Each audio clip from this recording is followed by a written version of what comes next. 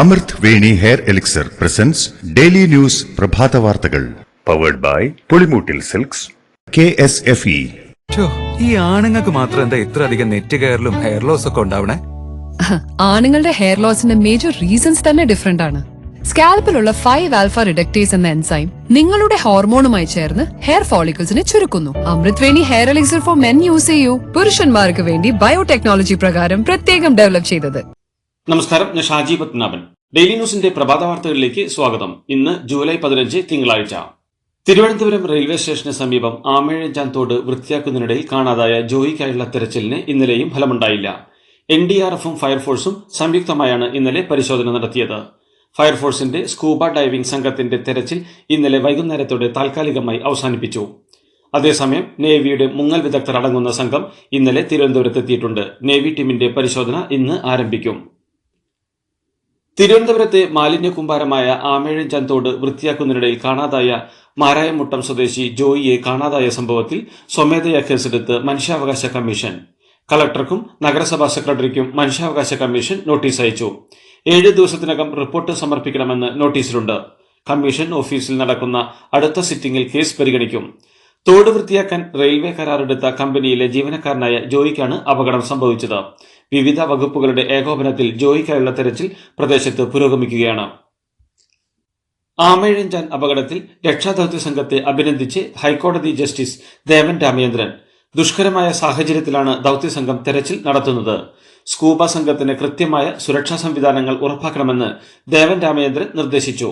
മാലിന്യം ഇങ്ങനെ കുമിഞ്ഞുകൂടിയതിൽ പൊതുജനങ്ങൾക്കും ഉത്തരവാദിത്തമുണ്ടെന്നും അദ്ദേഹം കൂട്ടിച്ചേർത്തു. ആമേഴഞ്ചാൻ തോടിലെ മാലിന്യത്തിന്റെ ഉത്തരവാദിത്തത്തെ ചൊല്ലി തർക്കം എല്ലാവർക്കും കൂട്ടുത്തരവാദിത്തമാണെന്ന് മന്ത്രി റോഷി അഗസ്റ്റിൻ പറഞ്ഞപ്പോൾ കോർപ്പറേഷനെ മാത്രം പഴിക്കേണ്ടെന്ന് മന്ത്രി ശിവൻകുട്ടിയും വ്യക്തമാക്കി. അതേസമയം റെയിൽവേ കനാലിൽ വൻതോതിൽ മാലിന്യം തള്ളിയെന്ന് തിരുവനന്തപുരം മേയർ ആര്യ രാജേന്ദ്രൻ ആരോപിച്ചു. പരിശോധനയിൽ ഗുരുതര വീഴ്ച കണ്ടെത്തിയെന്നും സർക്കാർ തുടർ നടപടികൾ സ്വീകരിക്കുമെന്നും മേയർ വ്യക്തമാക്കി. തോട് വൃത്തിയാക്കുന്നതിൽ റെയിൽവേയുടെ ഭാഗത്തു നിന്നും അലംഭാവമുണ്ടായെന്ന മേയർ ആര്യ രാജേന്ദ്രന്റെ ആരോപണങ്ങൾ തള്ളിയ റെയിൽവേ ADRM MRVG റെയിൽവേയുടെ ഭാഗത്തുള്ള തോട് വൃത്തിയാക്കേണ്ടതിന്റെയും ചുമതല കോർപ്പറേഷനാണെന്ന നിലപാടിലാണ്. അനുവാദം ചോദിച്ചിട്ടും നൽകിയില്ലെന്ന മേയർ ആര്യ രാജേന്ദ്രന്റെ വാദം പച്ചക്കള്ളമാണെന്നും ഭാവിയിലും ടണൽ വൃത്തിയാക്കാൻ കോർപ്പറേഷന് ഒരു തടസ്സവും ഉണ്ടാവില്ലെന്നും റെയിൽവേ വിശദീകരിക്കുന്നു. അതേസമയം ADMRന്റെ വാദങ്ങൾ തള്ളിയ മേയർ ആര്യ രാജേന്ദ്രൻ പിറ്റ് ലൈനിന് താഴെയുള്ള മാലിന്യങ്ങളുടെ ചുമതല റെയിൽവേക്ക് തന്നെയാണെന്നും ഭാവിയിൽ മാലിന്യ സംസ്കരണം സംബന്ധിച്ച് റെയിൽവേ മറുപടി പറയേണ്ടി വരുമെന്നും കൂട്ടിച്ചേർത്തു. മാലിന്യ നീക്കത്തിന് ഒരു മനുഷ്യന്റെ തിരോധാനം വേണ്ടിവന്നു എന്നത് സങ്കടകരമെന്ന് പ്രതിപക്ഷ നേതാവ് VD സതീശൻ. രക്ഷാപ്രവർത്തനം വിജയത്തിലെത്തട്ടെ എന്ന് പറഞ്ഞ സതീശൻ അലക്കിത്തേച്ച വടിവത്ത വാക്കുകൾ കൊണ്ട് മറുപടി പറയുന്ന മന്ത്രിയുടെ അലക്കിത്തേപ്പ് മഴക്കാലപൂർവ്വ ശുചീകരണത്തിലില്ലെന്ന് ആരോപിച്ചു. ക്രിമിനലുകളെ മാലയിട്ട് സ്വീകരിക്കുന്ന ആരോഗ്യമന്ത്രിക്ക് പകർച്ചവ്യാധികൾ തടയാൻ നേരമില്ലെന്നും സതീശൻ വാർത്താസമ്മേളനത്തിൽ പറഞ്ഞു. ആമേഴഞ്ചാൻ തോടിൽ ശുചീകരണ തൊഴിലാളിയെ കാണാതായ സംഭവത്തിൽ VD സതീശൻ നടത്തിയ പ്രതികരണം അപക്വവും മനുഷ്യത്വരഹിതവുമെന്ന് മന്ത്രി V ശിവൻകുട്ടി.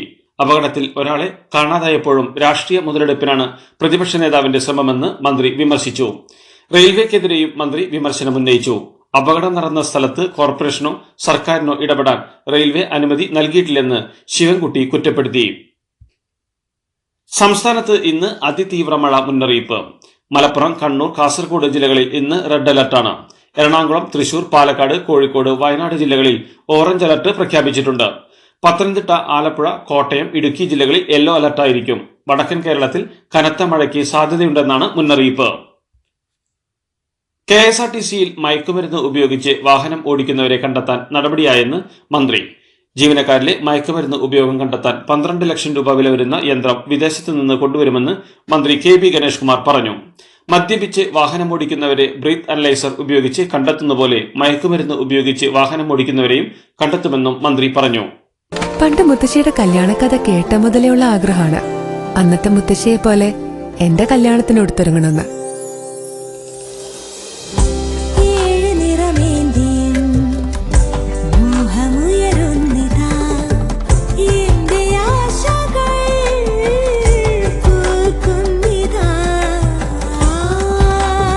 ചില ബന്ധങ്ങൾ തുടർന്നുകൊണ്ടേയിരിക്കും. Celebrating 100 years of Pulimoottil silks. PSC കോഴ വിവാദത്തിന്റെ പശ്ചാത്തലത്തിൽ CPM-ൽ നിന്ന് പുറത്താക്കിയതിൽ നിയമപോരാട്ടം തുടരുമെന്ന് പ്രമോദ് കോട്ടൂളി. പാർട്ടിയിൽ നിന്ന് പുറത്താക്കിയ കാര്യം തന്നെ അറിയിച്ചിട്ടില്ലെന്നും പ്രമോദ് കോഴ വാങ്ങിയോ എന്ന് പൊതുസമൂഹം അറിയണമെന്നും അതിനുവേണ്ടിയാണ് പോരാട്ടമെന്നും പ്രമോദ് വ്യക്തമാക്കി.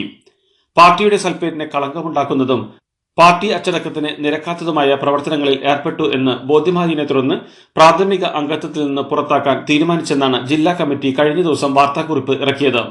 പാർട്ടിയെ ഒരു വിഭാഗം തെറ്റിദ്ധരിപ്പിച്ചുവെന്നും പാർട്ടിയെ തെറ്റിദ്ധരിപ്പിക്കുന്ന ശക്തിയെ പുറത്തു കൊണ്ടുവരണമെന്നും പ്രമോദ് വ്യക്തമാക്കി. PSC കോഴ വിവാദത്തിൽ പ്രമോദ് കോട്ടൂളി പണം വാങ്ങിയിട്ടില്ലെന്ന് പരാതിക്കാരൻ ശ്രീജിത്ത്. പ്രമോദ് തന്റെ നല്ല സുഹൃത്താണെന്നും പ്രമോദുമായി യാതൊരു പണമിടപാടും ഉണ്ടായിട്ടില്ലെന്നും പണം വാങ്ങി എന്നൊരു പരാതി ആർക്കും കൊടുത്തിട്ടില്ലെന്നും ശ്രീജിത്ത് പറഞ്ഞു. തന്റെ പേര് എങ്ങനെ വന്നു എന്നതിൽ വ്യക്തതയില്ലെന്നും തിരികെ വന്ന ശേഷം പ്രമോദിനോട് സംസാരിക്കുമെന്നും ശ്രീജിത്ത് കൂട്ടിച്ചേർത്തു. PSC കോഴയിൽ പോലീസ് കേസെടുത്ത് സമഗ്രമായ അന്വേഷണം നടത്തണമെന്ന് BJP സംസ്ഥാന അധ്യക്ഷൻ K. സുരേന്ദ്രൻ. CPM PSC കോഴ സ്ഥിരീകരിച്ചിരിക്കുകയാണ്.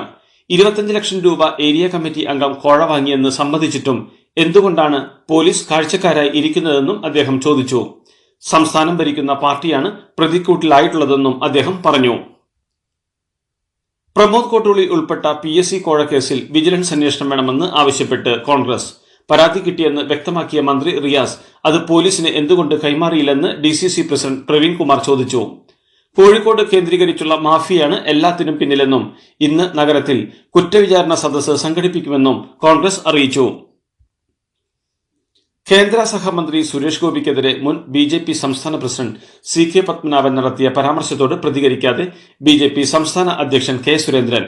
സുരേഷ് ഗോപി BJP നേതാവോ പ്രവർത്തകനോ അല്ലെന്നും സിനിമയിൽ നിന്ന് രാഷ്ട്രീയത്തിൽ വന്ന വ്യക്തിയാണെന്നുമായിരുന്നു CK പത്മനാഭന്റെ വിമർശനം. ഇന്ദിരാഗാന്ധിയെ ഭാരതമാതാവായി വിശേഷിപ്പിക്കുന്ന സുരേഷ് ഗോപിയുടെ രീതിയെ അംഗീകരിക്കാനാവില്ലെന്നും CK പത്മനാഭൻ പറഞ്ഞിരുന്നു. എന്നാൽ CK പത്മനാഭന്റെ പരാമർശം ശ്രദ്ധയിൽപ്പെട്ടിട്ടില്ലെന്നും വാർത്ത താൻ കണ്ടില്ലെന്നും K. സുരേന്ദ്രൻ വ്യക്തമാക്കി.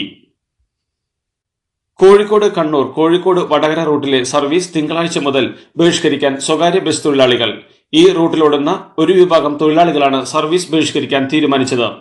ദേശീയപാത വികസന പ്രവൃത്തി കാരണം റോഡിൽ നിറയെ ചെളിയും വെള്ളക്കെട്ടുമായതിനാൽ ബസ് ഓടിക്കാൻ കഴിയാത്ത സാഹചര്യമായതിനാലാണ് സർവീസ് ബഹിഷ്കരിക്കാൻ തീരുമാനിച്ചത്.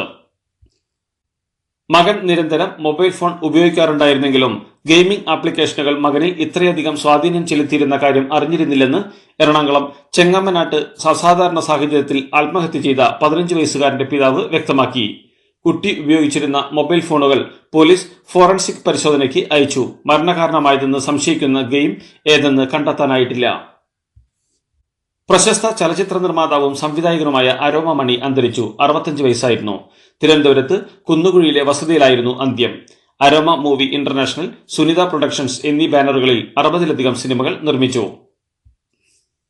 ബീഹാറിൽ പ്രളയക്കെടുതി രൂക്ഷമാകുന്നു. കുത്തിയൊഴുകിയെത്തിയ ബാഗ്മതി നദി ഒറ്റ ദിവസം കൊണ്ട് മുസഫർപൂരിലെ 18 പഞ്ചായത്തുകളെ വെള്ളത്തിനടിയിലാക്കിയെന്നാണ് റിപ്പോർട്ട്. സംസ്ഥാനത്തെ റാപ്തി, ഗണ്ഡക് തുടങ്ങിയ നദികളും കരകവിഞ്ഞൊഴുകുകയാണ്. മഴ കനത്ത ഉത്തർപ്രദേശിൽ ആകെ മരണം 74ആയി. 1300ഓളം ഗ്രാമങ്ങൾ പ്രളയത്തിൽ ഒറ്റപ്പെട്ടിരിക്കുകയാണ്.